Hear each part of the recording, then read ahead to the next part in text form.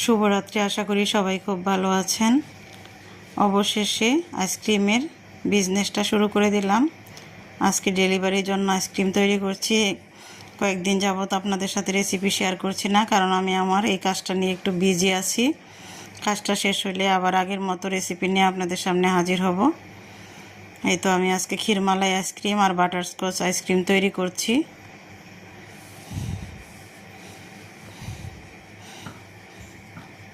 আইসক্রিমের রেসিপি তো আমি আপনাদের সাথে আগেও শেয়ার করেছি, আর নতুন করে কি শেয়ার করব। আপনারা চাইলে আমার রেসিপি দেখে এরকম বাসায় মজাদার আইসক্রিম তৈরি করতে পারবেন। এই তো আমি ক্ষীরমালাই আইসক্রিম তৈরি করছি আর বাটারস্কচ আইসক্রিম তৈরি করছি।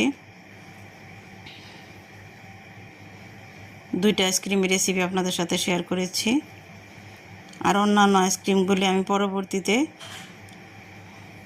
সেল করব। এখন আপাতত বাটারস্কচ আর ক্ষীরমালাই আইসক্রিমটাই দিচ্ছি, দেখি কীরকম রেসপন্স পাই। এই তো আমি 1 লিটারের বাটারস্কচ আইসক্রিম তৈরি করেছি, আর হাফ লিটারের করে 6 লিটার করেছি, আর 1 লিটারের বাটারস্কচ আইসক্রিম 6 লিটার করেছি। প্রায় 12 লিটার আইসক্রিম আমি রেডি করেছি আজকে। সবগুলো ফ্রিজে আছে। সবগুলোতে আমি ভিতরে প্রতি লেয়ারে কাঠবাদাম, কাজু বাদাম দিয়েছি। ক্ষীরমালাই আইসক্রিমে আর বাটারস্কচ আইসক্রিমেও প্রতি লেয়ারে আমি বাটারস্কচ ক্রাঞ্চ ব্যবহার করেছি। এটাও খেতে খুব মজা হয়েছে। আমার এগুলো লোগো, এগুলো আমি উপরে লাগিয়ে দোকানে দিয়ে দিব।